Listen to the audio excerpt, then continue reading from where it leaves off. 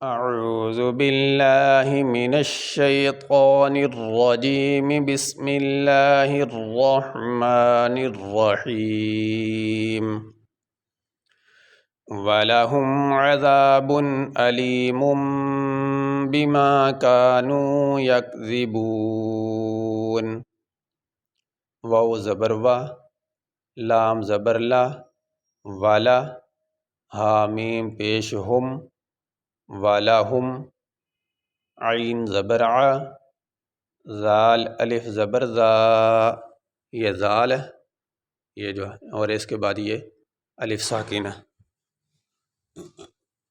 الف ساکن سے پہلے زبر آ جائے،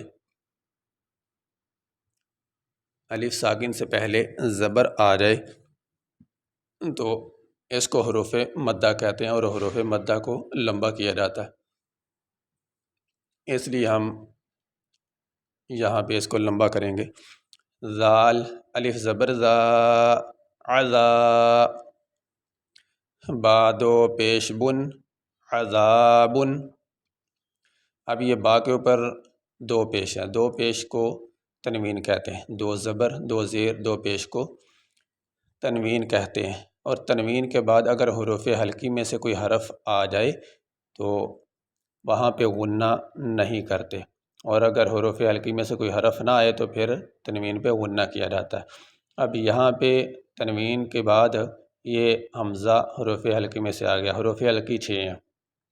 حمزہ، ہا، عین، حا، غین، خا۔ تو اب یہ حمزہ حروف حلقی میں سے ہے اور تنوین کے بعد آ گیا، اس لیے ہم اس تنوین پہ غنہ نہیں کریں گے، اور غنہ کہتے ہیں تھوڑی دیر آواز کو ناک میں ٹھہرانے کو۔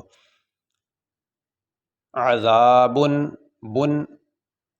حمزہ زبر ا، لام یا زیر لی، علی، یہ الف ہے،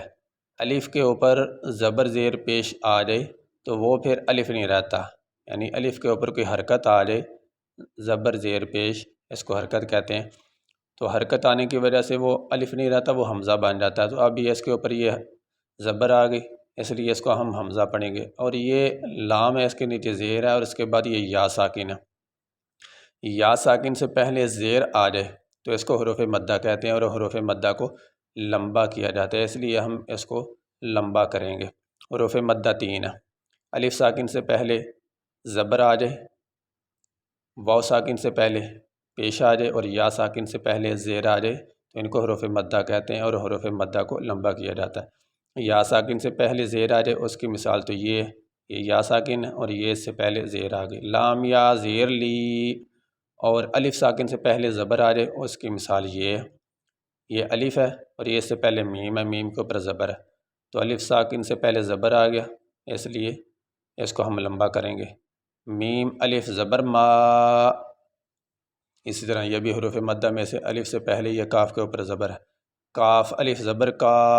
اور واو ساکن سے پہلے پیش آ جائے، اس کی مثال یہ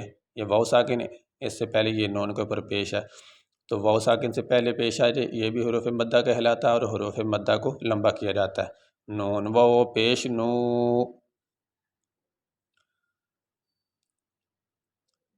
اب یہ میم کے اوپر تنوین ہے، اس میم کے بعد یہ با، تو یہاں پہ ہم میم کے بعد یہ با آ گیا تو یہاں پہ ہم غنہ کریں گے، کیسے؟ میم، وَلَهُمْ عَذَابٌ أَلِيمٌ بِمَا، علیم بِمَا، یہ غنہ ہم کر رہے ہیں، اور غنہ ناک میں ہوتا ہے۔ حمزہ زبر ا، لام یا زیر لی، علی، میم،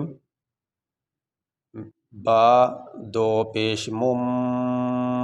علیم، با زیر بی، علیم بی، میم الف زبر ما، بما، کاف الف زبر کا، بما کا، نون واو پیش نو، بما کانو، یا کاف زبر یک، زال زیر زی، یک زی،